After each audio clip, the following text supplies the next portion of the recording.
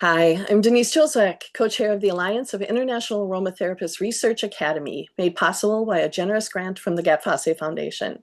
Have you ever wanted to share an aromatherapy case with colleagues but were worried that your case study wasn't good enough? Have you wanted to publish a case study?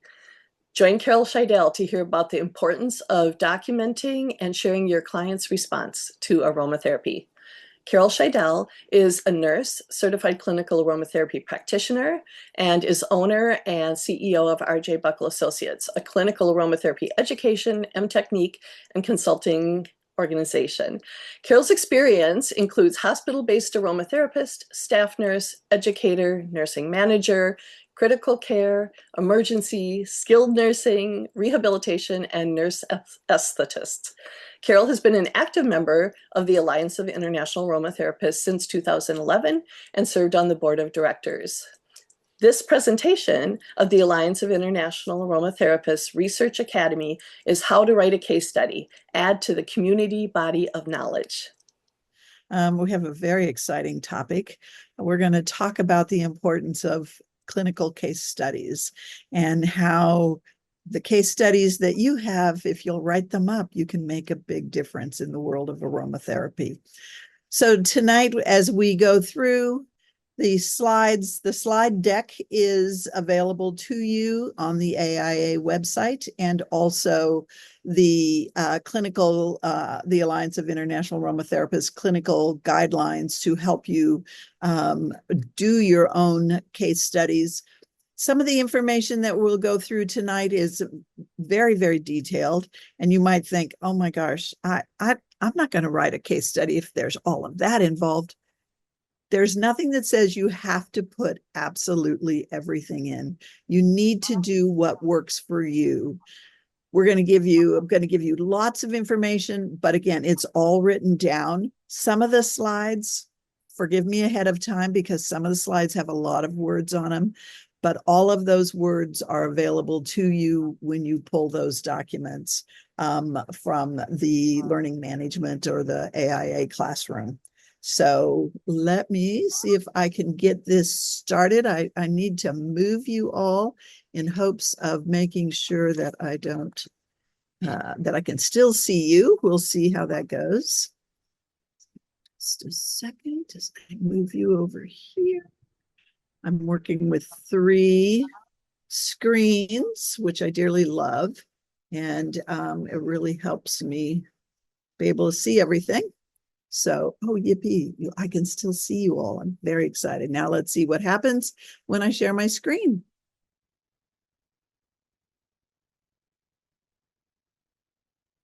Okay, you all just disappeared. So hopefully somebody will say that, let me know that you can see my screen. So, Carol, we can see the presenter view. Well, how interesting. There you go. Then you'd get to see all my cheat notes. Hang on just a minute. I'm going to stop that one and start again. And then we will do it a little differently. So I will share in a different fashion. We are going to share here. Okay, how does that work? Are you seeing my full screen? Perfect. Great. That's much better. All right, so tonight we're going to learn how to write a case study and begin to understand how important each of those individual case studies help to add to the community body of knowledge that we have within the aromatherapy world. Because the aromatherapy does not draw a lot of funding for large-scale studies and research projects. So even an individual case study can add to that body of knowledge. So let's get going and get my slides moving here. Okay, so what is a case study? It is a very valuable tool. It should be clear and concise. It will provide history, background, assessment, It'll provide rationale for the treatment choice. It'll provide treatment methodologies. There should be some discussion of the treatment plan and any adjustments and any alterations that were made, and of course, providing an outcome. It is an anecdotal based on a personal, individual experience with perhaps one client. It may be just the single client. It may become a series of cases using the same treatment protocol, and it may lead to a research project. Why would you be doing a case study? Sometimes it is to document an interesting case. It might be to satisfy coursework. If you're doing course work and satisfying something for a class, perhaps your instructor or professor has given you a very specific format or tool to do a case study. And I know pretty much all of our approved programs have individual case studies that they want you and give you a guideline to use. I'm going to share with you tonight the one that AIA developed several years ago so that you have a guideline and you have something that you can build your case with. Continuing education. You might need continuing education for your certification, for your membership within an organization. And this last bullet point was a quote that I found in a nursing textbook, which was clinical case study highlights how professional, and I parentheses nurses, because you can change that name in there to be any profession, to identify and address problems in their practice. Evidence-based practice, EBP, is a process of making informed decisions about the way, again, nurses care for their patients or their clients. So that's out of the Perry and Potter textbook within the nursing profession. But again, it is within physicians do case practices, occupational therapists do case studies. Even within business, there are case studies that are done within business. They're not clinical, but they are case studies so that people have the opportunity to learn something from a situation that somebody else has been through. So why would you share your case study? Well, maybe it was a really interesting and exciting outcome, and that perhaps even you were surprised, didn't expect it, but you had an excellent outcome, and you want people to know that this particular essential oil or blend of oils created this outcome. You will be adding to the evidence-based practice body of knowledge. It gives other people who are looking for something, I want to prove to my organization that a particular oil is helpful. And single case studies are something that can help build that information. And it adds that value to that organization. You can share it with a wider community. You might solve a problem and you want to share that. You might want to publish. So let's talk a little bit about publishing. So where would you publish? Oh my gosh, there's some really great aromatherapy journals. The International Journal of Professional Holistic Aromatherapy is a peer-reviewed.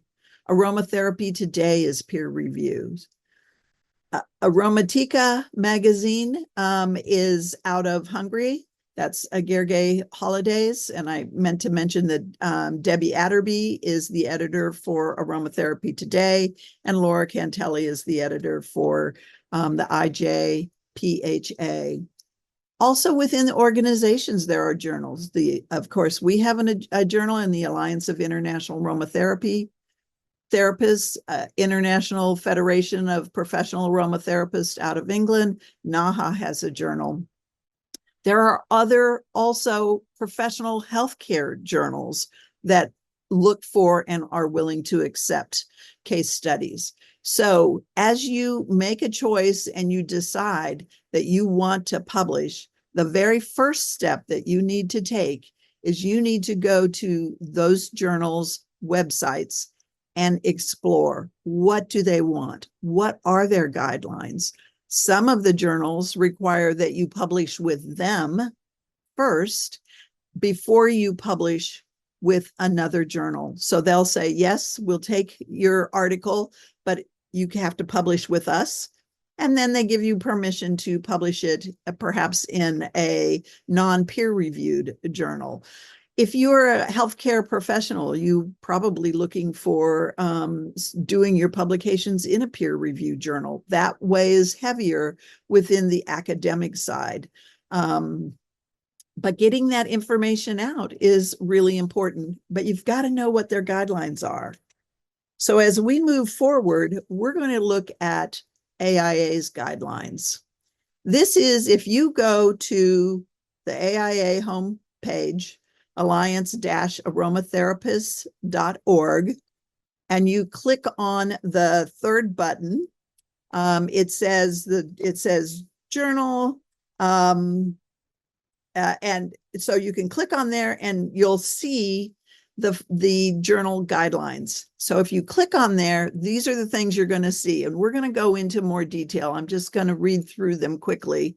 The author's credentials, relevant client information, must have written permission, age, primary concern, chief complaint, relevant health history, medications, supplements, allergies, physical assessment if applicable, objective of the intervention. Did you use essential oils? Did you use CO2 extracts? Did you use carrier oil?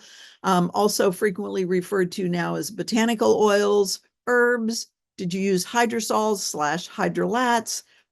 What did you use and why did you use it? What was your formulation? What was your dosage? What was the application method? By whom? How often? Where was it given? Was it used in the client's home? Was it given in a clinic setting? How did you measure? Did you use photographs, interviews, professional scales? What was the client response? And what was the evaluation? What did you learn? What further study is needed? This theme, the items that we have here is going to carry through as we go into further and further depth within this. So overall, the AIA case study guidelines, they're about 3 pages long.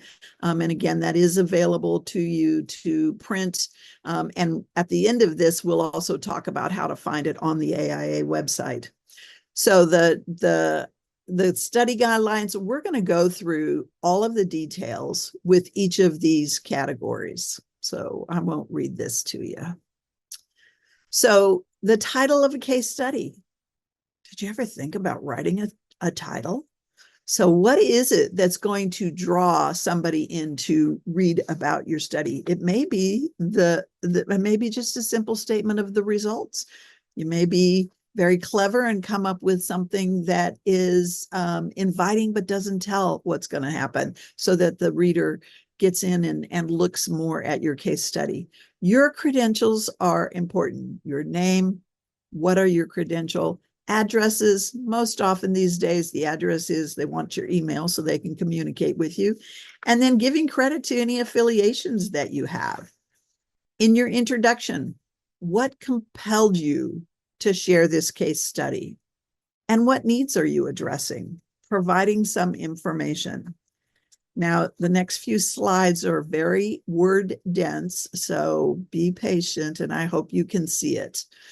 So the description of the case, you want to first and foremost assure that your client's confidentiality and establish good rapport. So if this is a really unique case, not just a 37-year-old female, 37-year-old, 47-year-old male, 67-year-old, adult, whatever you're going to, however you're going to describe your client, that could be pretty much anybody. But if this is a very specific case that potentially can identify, you've got to be very careful that you are protecting the confidentiality of your client. You need to notify your client and let them know. You should receive written consent and include the terms and the conditions that you are going to be publishing. The case reports are highly individual and may be republished in general media or on the internet, and the client's family or friends may be able to see the report and recognize the client. So you want to be sure that people understand and to make it as client neutral as possible with still giving the specific information. So when you're talking about your client, you need the client's age. What's their primary concern or presenting condition? Is there relevant health history, including allergies? And I'm a big stickler for the allergies. It's not just medication allergies. In the healthcare world, when we say allergies, we're really talking medication. But in the aromatherapy and the herbal world, we need to know, does our client have any allergies to food? Are there any allergies to the environment? Because that's going to affect what essential oils we choose. So are they using any current herbal or dietary supplements? Are they using any homeopathic preparations? What are their prescriptions are they on, and what over-the-counter pharmaceuticals, whether they're vitamins, whether they're supplements, that the client is using that may interact with the essential oils or the botanicals that we choose to use. Any previous experience with integrative health? So is that CAM, complementary or alternative medicine? I always prefer to say complementary integrated medicine because I've worked in the healthcare arena. If around some of the docs, when you say alternative, they'll go, oh, no, no, no, no. But if you say complementary integrated, they're a little more accepting of that. You're not trying to take away, you're trying to add, you're trying to supplement, you're trying to help create an environment that can create a healing environment. So then what is your purpose for the aromatherapy intervention? What's the client's expectation of the intervention? Then when you go into the details of the case, you're talking about the method and the protocol. So you're stating the aims, the objectives with clear thought and understanding. And you may state your aims and objectives, and when you get to the finished side of it, it may have been disproven, or you may have proven what you thought was going to happen. Providing specific information about the essential oils, the carrier oils, the CO2 extracts, the herbs, the hydrolats require both botanical and common names when they're first mentioned. Be specific and keep it consistent format when referring to each. Provide rationale for selection and formulation. Maintain consistent and reputable measurements throughout. For example, express formulation and dosage by dilution percentage, weight, and/or volume. Provide each formulation in a concise list or table to ensure readability and accuracy. Document the method of application as well as any specific application styles or techniques. Indicate who administered and where. And that's really talking about the general location. Was it done in a clinic? Was it done at home? Did a family member need to do this? Did the client do this? Or was it done by a practitioner? Documenting the duration and the frequency of the application or the therapeutic intervention. Monitoring external factors. Are there any changes that occurred with medications, emotional status during the therapeutic intervention? Were there changes in diet and/or other possible influences on the outcomes? And then provide a clear criteria of how you measure the outcome. There are particular tools that are available: MyMop, the Wong-Baker, FACES, the Likert scale, mapping, interviews, visual through photography. Some scales require acceptance of usage guidelines that may include licensure, so you may need to get permission. It's also important to make sure that you're using a reliable, validated tool. And there are lots out there. Visual analog scale is really, really simple. 0 to 10. 0, no pain. 10 being maximum, crushing, amazing, can't stand it pain. So that may be the simplest way you use.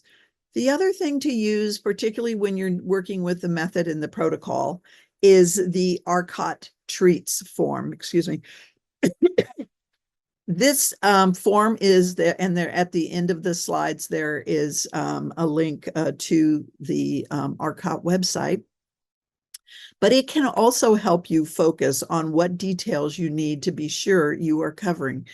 If you see that your case study stands up to the rigorous review of what's measured in the treats form, then you know that you're going to be presenting something that is going to give as much information as possible for each of the people who may have the opportunity to read your study. And now we'll move to the next part of the case study. So the next piece is the client's response, documenting immediate response during intervention and then responses at or between subsequent sessions and or responses with client's use at home. It is important to indicate the time interval between the sessions where applicable. The more detail you provide, the easier it is for those people who are reading to get a full picture. And speaking of picture, photographs, of course, they're acceptable. They're a great way to do it. You do have to have written permission from the client and consent that it's okay to publish their image. And then there's some information here about what size in order to make it publishable. As you finish writing up, you want to reflect on the case study. How did external factors impact the client's response to the treatment? How did client compliance play a role in the outcome? What might you do differently? Reflect on how the outcome of your case study has changed your understanding. Consider how this new understanding can be extrapolated to new ideas, concepts, or other ways of approaching your work and or the topics you explored. Consider the client's initial goals and compare them to what actually happened. There's a reference in here on David Kolb's experimental learning theory. That's a model for reflection. It starts with the concrete experience. You have a reflective observation. You have an abstract conceptualization, and then an active experimentation, and then come back to perhaps a new concrete experience as you look at it. This is one model that has been recognized and recommended within the AIA guidelines. So your evaluation, state the outcome of the client's perspective as well as what can be learned from the outcome and why it has had an impact on you. How are external factors monitored that could affect outcome, client compliance, medication, diets, etc.? What new questions does your case study raise? You want to be careful about drawing a conclusion that there is a link between aromatherapy intervention and the effects on a single case. It could be just coincidence. Case studies are anecdotal. We said that right in the very beginning. To what extent can your findings be regarded as reliable? Do you feel your study is worth replicating or expanding? What is the relevance of your case study or a particular aspect of it to future practice or research? References are important, and if you want to have your study published, your case study published, it is important to add the references. It is important to give credit for any of the information that you use as you're studying, as you're preparing, as you're making a determination as to even what's the blend going to be. So when providing formulation rationale, cite the application method, style, and technique applied, and the source that influenced your selection. Acknowledge all statements, opinions, and conclusions taken from another writer's work, whether directly quoted, paraphrased, or summarized. Include acknowledgments for photographs, tables, figures, or charts obtained from other sources. Please obtain written permission from their original publisher. The report should be consistent and standardized methods of referencing to ensure that citations within the case studies are listed correctly. You also have an opportunity to acknowledge and thank the individuals who assisted in the preparation of the case study, such as a mentor, a teacher, a colleague, or an editor who provided guidance and directions. Now we've been through all of the details of the AIA case study. And so we're going to step into another venture that is occurring that has been in place for several years now, and that's the Case Study Collaborative. The Case Study Collaborative is a joint project between the International Journal of Professional Holistic Aromatherapy, IJPHA, whose editor is Laura Cantelli, who's with us tonight, and Nutraceuticals Research Institute owner, who is Jessie Hawkins. And Jessie is well known within the aromatherapy community for her research projects, and Laura is well known in and a strong advocate for case studies and the important part that they add to the aromatherapy world. So this website, which is active, they've just moved it from a previous website to this website. It has a twofold purpose. It's a searchable repository for complete case studies. And it also is a database for Nutraceuticals Research Institute for their future research projects that need specific data points. At this time, it is open to the public. This project continues. As it continues, the co-owners will be exploring options to keep the case studies open and to create a succession planning for the site and the database. Unfortunately, nothing is totally free in this world. Somebody has got to sponsor the process. And so hopefully as we all collaborate and hopefully add to this body of knowledge that we will be able to make sure this stays successful.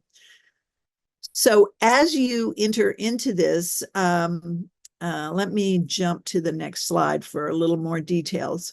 This is the data that is collected within the on the site. And you'll notice that these topics fit right in line with what the AIA guidelines were or are. So title of your case study, who's the author, the credentials, what's your email address, client demographics and health, the description of the case, the method or the protocol, the client's response, the measure of success, the evaluation, the references. You can upload your completed case study to the collaborative so others can look at it.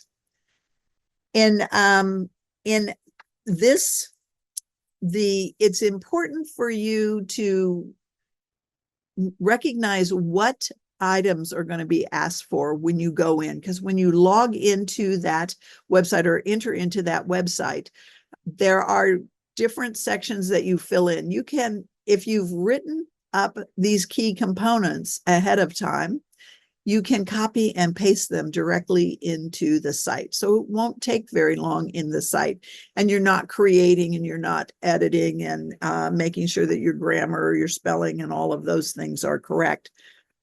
Additionally, if you've written your case study up and you've answered these questions, you can upload your completed case study so that other people who come into the website, into the database, will be able to look at your finished case study, and we can share through there.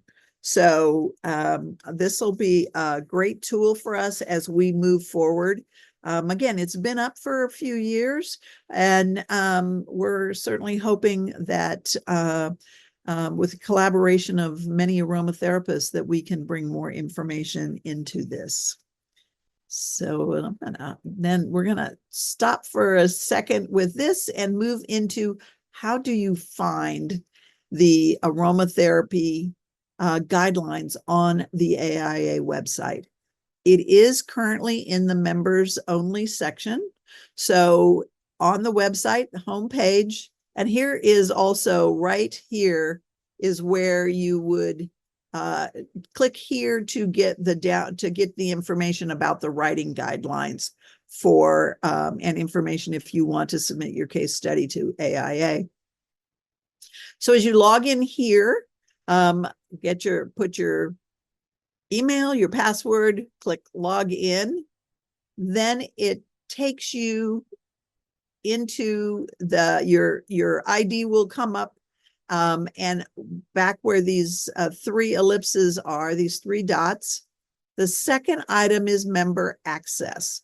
And when you click on that, it takes you to this page. So this is the top of that page. There's a lot of information in here going down, but under member resources, here's the case study guidelines. And you can, as a member, download these and print them. Additionally, if you're looking for the AIA classroom, it's right here under educational access. Once you click on here, you will have to log in again. And then once you see that you are logged in the classroom, you can get to this webinar, this playback, which will be up in the next few days. But already out there is the PowerPoint and the clinical case studies for downloading. All right. And references, there were not a lot of references as I was preparing this. I searched PubMed, I searched Google Scholar, I looked at a number of different places, but found a couple of very interesting articles. I think Nissen's article was interesting in that they supported case studies, but at the same time noted that they are not as many case studies as there used to be. But in the aromatherapy world, we still really need case studies because we don't have, as I mentioned earlier, we don't have the large funding that goes into major research. So we've got to bring that information forward. And even a single case study can help, and it can give somebody else something. And hopefully if you do use a case study and you do a case study off of it, hopefully you'll write it up and put your case study in that same location in order to support that other case. So resources, these two resources are on the end of the AIA case study. RCOT, we talked about. This will take you to the treats form. So there's a form and also the reference guide. The reference guide that goes along with the treats form is got a lot of depth. So if you're struggling and you're not sure, how do I write up what's a better way to write up about the essential oil that I'm using? The treats form will help you. The resource form will really help you and give you some suggestions on things to write and making sure you have that information. And then there's some helpful formatting references. There are a lot of others. This is just 3. And then outcomes and measures tools. These are the ones that are on the AIA case study guideline, but I strongly recommend that you just search pain assessment tools. You will get a lot of information. So if you're trying to look at something from pain, if you're looking at another area, just use your Google source, search source, and you will find a lot of other case studies. So, all right. So we've spent just a little over a half an hour. I'm going to stop my slideshow and bring you all back. Stop my share. There we go. Now we're back. All right. So what questions, what thoughts? Did I scare you away? You're certainly welcome to unmute and talk. Hi, Carol. This is Bruce Boynton. Hi, Bruce. Thank you for a very informative and very complete summary of how we do case studies. I don't think we use case studies in the West to their full potential. For instance, traditional Chinese medicine developed before we had the randomized clinical trials. Yes. It's been there for millennia, and it is based on very careful case studies. So I applaud what you say, and I think we have to do a hell of a lot more of these case studies. Agree. Absolutely agree. As I was writing this, I was like, man, why have I not written more case studies? Some of that was a little intimidating. Some of it was a little scary. You don't have to put absolutely every single long lines. Start writing. Start telling the stories of the things that you are doing with clients so that others can learn from what you're doing and you can learn from others. It is so important to add to this body of knowledge. That's a good way to say it. Tell the story. It's what a case study is. So how many people show me, let's thumbs up, hands up. How many people are ready to look back at something that they've done or as they're moving forward to be able to write a case study? Yay, Laura. Yay. All right. We got some thumbs up. Great.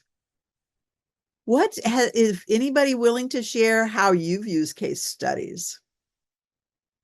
And if they've impacted your practice or something, even if you've done for yourself personally. You don't have to reveal who your client is, even if it's yourself. Ooh, I didn't even look at the comments. All right, hang on. We got to get in there. Look at the chat.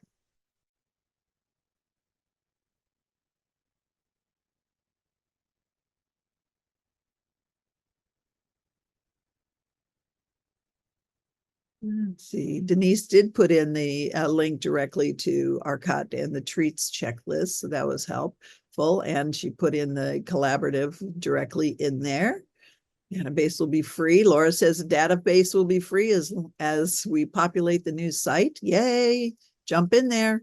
Soft launch is Friday.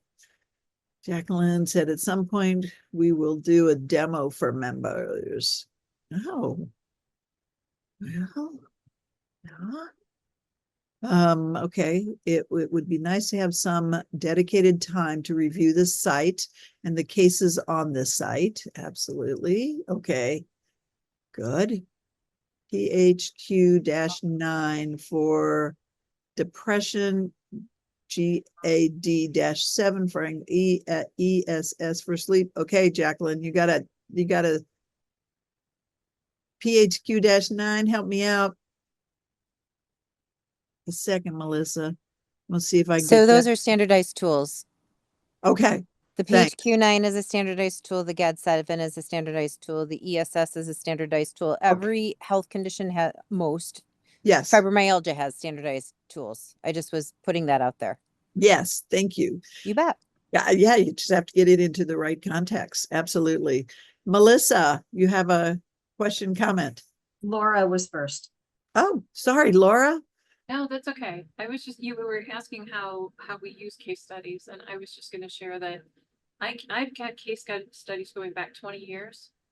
And sometimes I'll get a client and I'll think, I dealt with this before. Let me see what I used before that was successful. So I'll go back and I'll look at what I've done before. And then whenever I try something new on myself, I write a case study on that. And then that way I can further develop it if I need to go back to it. Like I did one recently. I had, they said they found precancerous cells along my lip line.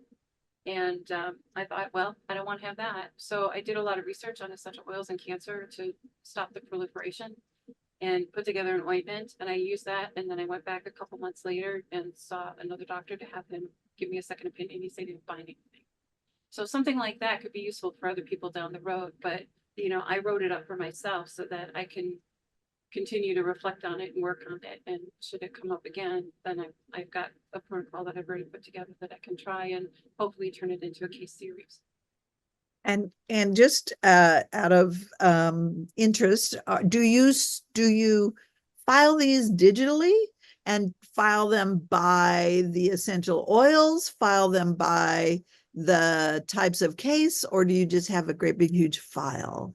I just have a great big huge file of clients. That's one of my goals is to organize it by condition or oils. But right now what I'm doing is I'm taking my case files and my studies and my case notes and I'm populating it to the database for the case study collaborative. Nice. Because that way I can go back and I can search the library to find my own stuff in a more organized way. Great. Good. Thank you. Melissa. Yeah, I was just actually going to say very similar to what Laura said, just going back and looking at things again for myself, for my own edification. It's easy to forget how incredible these botanicals are and the things that they can do. And then you go back and read a case study that you've written and I'm just reminded how amazing they are. And that bolsters me and that bolsters my practice because it's easy to get bogged down. It's easy to forget. So for me, just being able to go back and look again and see the successes that I have had with my clients keeps me energized and moving forward. Yeah. Great. Laura. I want to piggyback off of something that Melissa said. I think, we've had so much research in the last 20 years in aromatherapy and so many new oils that came to market that sometimes I think when we're looking for protocols for conditions that we've worked with already, we tend to start looking at all the research and all the new oils that came through and we forget about what was successful before and how simple it was to do it. So I think sometimes it's good to just go back to what we've done before and not overcomplicate it. Denise. Yeah, I was going to say that I share some of my case studies with my students, and my students all share case studies with each other. And sometimes when they've done their evaluations, that is literally their favorite part of the whole certification process is hearing what other people have done. And then often they'll replicate it because it was something they had never thought of or researched. And so now they've got something that they can use and move forward, in a different way with a different client. I think case studies, when we share them, it's so powerful. Yeah, great presentation, Carol. And for all of us who are here and anybody who listens to this beyond, the AIA guidelines were set up so that if you're going to publish, you've got all the bullets hit. But in our day-to-day life, we don't do a rationale. We say what's our goal, but we don't really go into a deep analysis and write all of those things out. It might be a single page, it might be a 2-page document that you write up on, and you we all have our format, whether it's maybe a part of it is our history, our intake for each of our clients, and then what did we do, and what's the treatment record, and then how did it come, what was our outcome, what happened. So you can take that information and add that and write some of that up for the case studies, be able to provide that data as Laura shared. She's going back to her case studies and putting them into that collaborative so that that information is in there, and we'll all be richer for having access to the data and being able to see what we're doing. So hopefully we didn't scare anybody. Hopefully I motivated you to be able to write down and share what you're doing. Carol, I just wanted to thank you very much because I'm so busy and I don't always write these things down. And I've done such amazing things, and it's just a good reminder. And there might be other people in the audience who are not saying anything, but I just wanted to thank you. This was excellent. Thanks. And a good reminder. Thank you very much, Linda Ann. Thank you. Colleen. Yes, Carrie Ann has a question, but she wasn't able to raise her hand. So, okay, I have a question. Sorry, I can't find the icon. Where's her question? I've lost it. I just say that. I don't think she asked it. I'm okay. Sorry. Ask it, I'm please. sorry. I don't use a lot. I use Zoom for class, but I'm really bad at this. It's all a learned skill, isn't it? So first of all, thank you so much. This has been absolutely amazing. I am a master's student at the American College of Healthcare Sciences, and I will be attending the conference. Hey. And my first official class will be in September with Aroma 501, but I've already taken Jennifer Pressimore's classes, and for the past 20 some odd years, I've been teaching myself aromatherapy forever and ever and ever. So it's just officially I'll have paper that says I know things. So regarding some of the things about the case studies, which is so interesting to me about this, I actually had this idea that I wanted to present, as a student, but I want to tell you that I didn't do it because I feel so intimidated by all of you. You are so incredibly intelligent and so much experience, and you have so much knowledge, and a lot of you have like medical degrees, and I think like I might embarrass myself. So I'm just trying to be honest and say, as a student, that perhaps, or maybe someone for the first time, like maybe they just got their degree and they're going to do it for the first time, or they have to do it for school. I'm not sure if it's going to change once I start taking all my classes.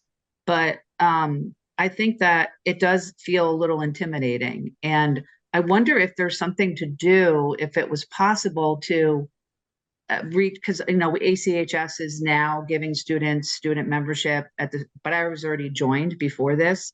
If it's possible to sort of communicate, maybe I could do this with my professor and say, can you say something that maybe us students, like, you guys want us to do it? Or I don't know.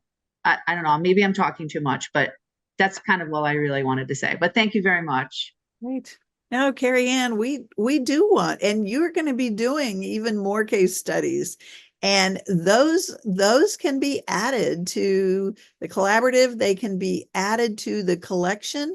So absolutely. And anybody who is going through an aromatherapy education program is required to do case studies. And they've got, sometimes, you share with your peers, you share with your professors, and yes, those are the building blocks of as you're moving along. And even sometimes some of the simplest case studies have some of the best outcomes because you've got an outcome really quickly. And so you have that opportunity to write that up and to share it. So yes, by all means. Laura. So I would like to say something to Carrie, and also I'm seeing Shannon Keller. Shannon, I'm surprised to see you're commented here. You've been doing this a lot longer than some other people. I'm going to tell you a quick story. When I started my journal 13 years ago, One of the things when I did 2 focus groups, and the number one thing that people wanted to see was case studies. They wanted to read each other's case studies. So I wanted my journal to be a showcase for practitioner case studies. It is the hardest thing in the world for me to get for the very same reasons that Carrie Ann is sharing. And it doesn't matter if you're a student, if you've been doing this 5 years or 15 years or 20 years, I still have people who are afraid to write case studies, whether it's because they're intimidated by their peers or they're afraid to be judged. Maybe they had a negative outcome. Negative outcomes are important too for the pool of knowledge. We need to know that as well. And I can tell you the one thing that helped a lot of people get over this when I talked to them was they submitted a case study for me to publish in the journal. We have really great reviewers that will give you constructive comments to help you write better. So to make it more publishable. And every single person who's gone through the process has said, thank you, I appreciate doing that, because not only did it make me a better writer, it made me a better practitioner because I take better notes. I know what things I should be looking for that maybe I wasn't looking for before. So whether you write for IJPHA or the AIA journal or aromatherapy today, it doesn't matter. Just write one to publish. And then once you go through that, you will be so much more confident when that finally gets published, and then you will lose all that fear. Absolutely. Yes. Nancy. Well, I have the same response to Carrie, which is, you come with a body of knowledge as a human being who has relationships in the world. And however you've been practicing your aromatherapy is, it's working, or you wouldn't still be doing it and you wouldn't be pursuing further education. So really what I see for myself as somebody who has been practicing and written nothing, is that I just got it when, I've been involved in this presentation for more than this evening, and I realize it's the word study that has me stopped dead. And then when Denise said, oh, my students love sharing, their cases that they've brought in for their classes, I have a, 15-page document that I transcribed from my notes from the 3 big shares that I did that we did in my certification program that I took. And I've got everybody's names and what their client complaint was and what they did. And that was the only notes I've ever taken in my life. And they're in a document I go back to all the time. And so what I realized is if I'd done the same thing, if I'd kept any kind of notes for all of the aromatherapy I've done with clients, I'd have case studies to share, but I don't think I'm going to studies. And that's where I hung up. So I'm just going to say that out loud, that what I realize now is that as I work going forward with clients, I've been a coach for 30 years. Every one of my clients has a file and my notes from all the calls. I have notes in files for my aromatherapy clients. It's simply a matter of putting them in a legible, logical form that Carol just showed us tonight and submitting them. So I think the word study had me hung up and the notes are there. It's just a matter of putting them together. So case shares. Case shares. And Carrie Ann, do not be intimidated. You would not believe how much wisdom you as a human being of a certain age bring to the table. And it actually took a regular old MD to look at me and said, she said, stop saying I'm not an MD, because we were in a big conversation. She said, you're still doing the work of helping people heal themselves. So take credit for what you are doing. You're not doing it with a credential that you can, you have to be careful, right? We all have to be, stay in our scope of practice, given our credentialing. But that doesn't mean that you don't have a lot to add to all of our knowledge. So that's my 2 cents. Thank you. Colleen. I just want to echo what Laura and Nancy said. You know, the people that I have less respect for are aromatherapists who became aromatherapists in the mid-90s, but haven't continued to learn. You know, they're the ones that have gotten it wrong because there's so much new information all the time. So somebody like Carrie Ann coming in, you've got all your life experience, but you're also you've got a wealth of knowledge available to you now because there's so much research being done.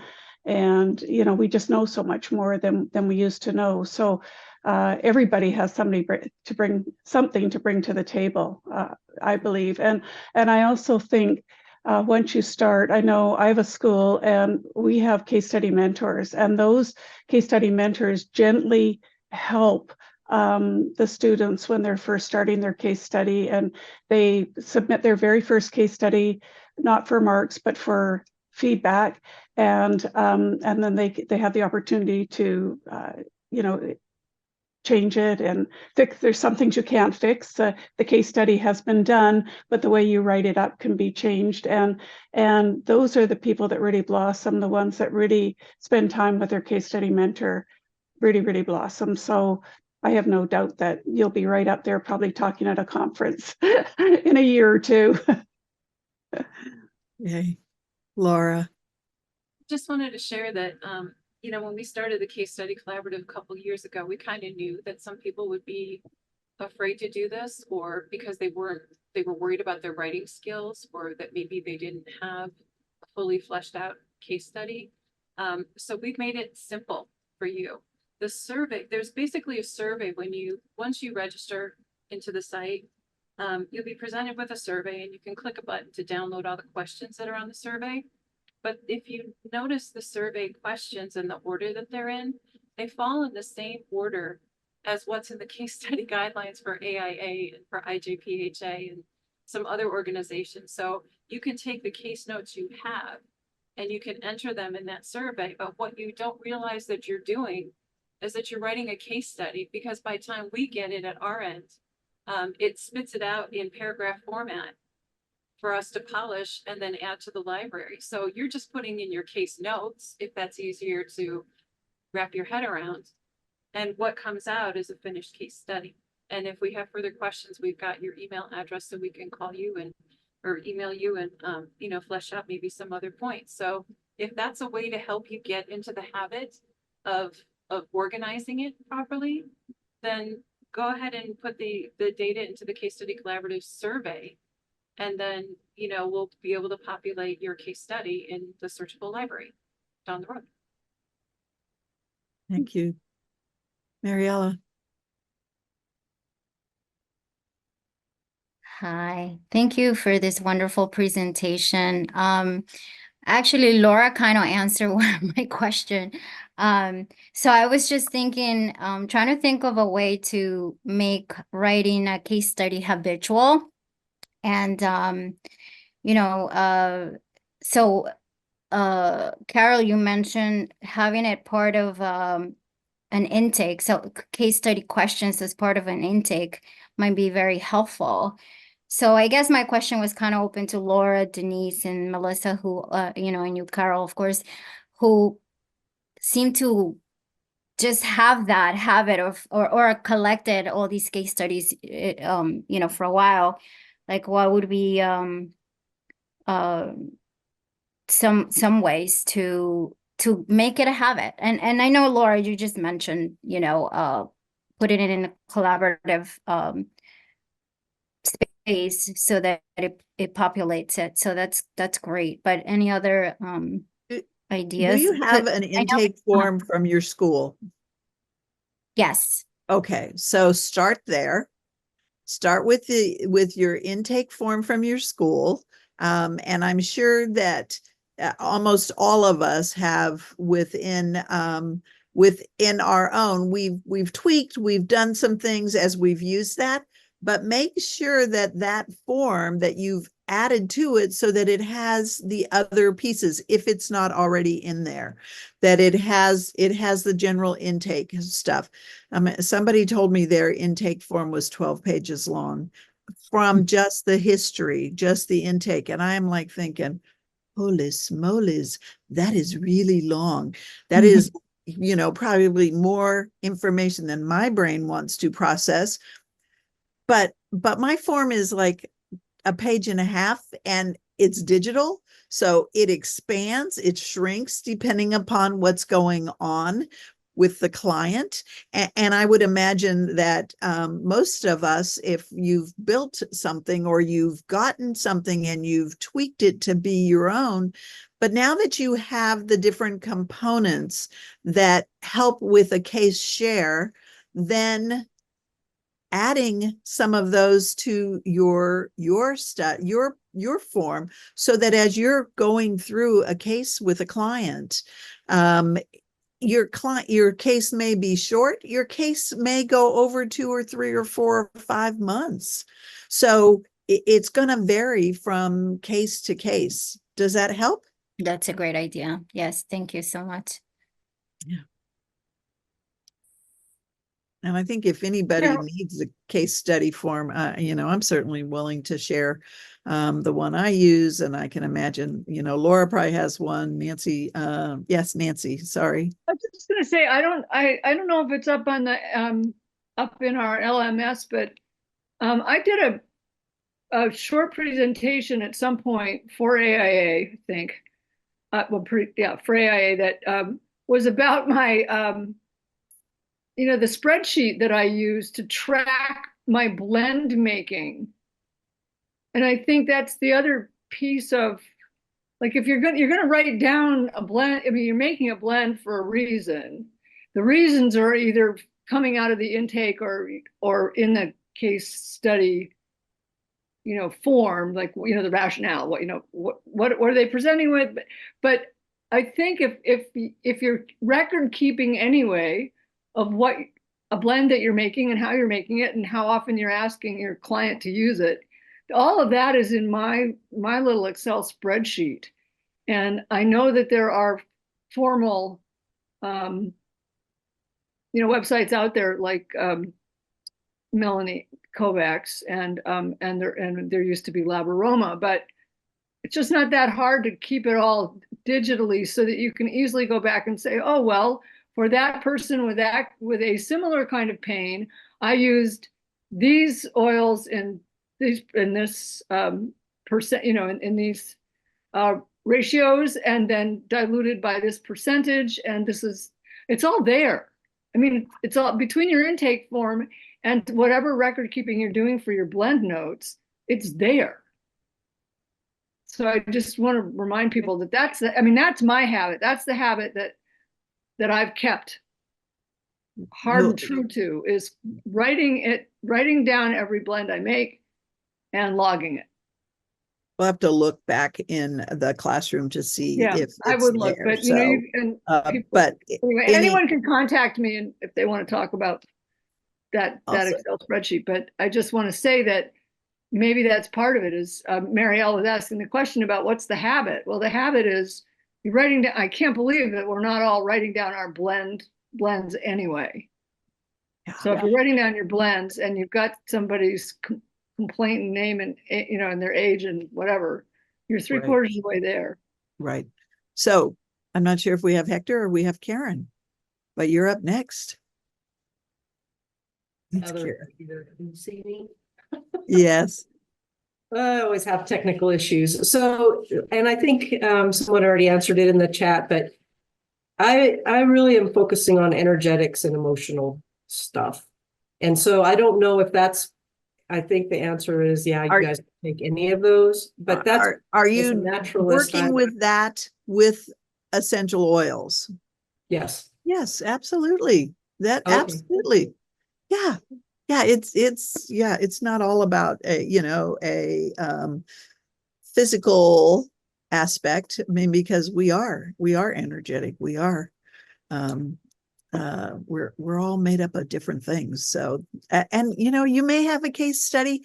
I just had a student who did a case study on a rose bush, and it was phenomenal. So I'm like, wow, And she approached it from a science standpoint. So yeah, I think that there's lots of different interventions. Denise. Oh, okay. So I was just going back to the how do we keep track of our case studies? And I think that what's the smartest is for us to figure out like how we do anything well. So when I started all of this, I literally had a 3-ring binder and every case study went into my 3-ring binder. And then as I became a lot more computer savvy and never actually got to my 3-ring binder, there were a couple case studies I totally didn't write down. And then people would want the same thing that I didn't remember. So I started putting everything into the computer, and I have both a spreadsheet, and I also have like the case study notes that go into just like a classified folder, that's password protected. So I think it's figuring out what works best with you. I loved my 3-ring binder when that was my style, but that's changed over the years. So I would just say go with whatever works for you and whatever you can do every time. I mean, literally, if I make something in the moment and I don't have anything, I'm writing it on a napkin, and then I'm making sure that I transcribe it later because somebody's going to ask me for that thing again. So yeah, finding your way. That's what's going to work. Absolutely. I keep notes in my iPhone in the notes section. I have essential oil blends that I have made, and if I make adjustments to it, it's in there. The list is very long, but it's with me all the time. So if somebody's asks me about something, it's there. So having a better database will be important, but that is there. That wraps up today's session. Thanks for tuning into the AIA Research Academy. This academy exists thanks to the generous support of the Gaffasi Foundation and is here to make aromatherapy research fun, accessible, and relevant. Our mission is simple yet powerful: to educate, inspire, and connect a global community committed to advancing the science of aromatherapy. We envision a future where research is not just part of the conversation, but the culture. The best part, access is completely free. Simply sign up through the link in the description box below. And if you're an AIA member, the Academy is already part of your member benefits, putting powerful resources right at your fingertips. If you're passionate about deepening your understanding of aromatherapy through research, you're in the right place. Be sure to subscribe and hit the notification bell to stay connected with our latest sessions. We appreciate your curiosity, your time, and your commitment to learning.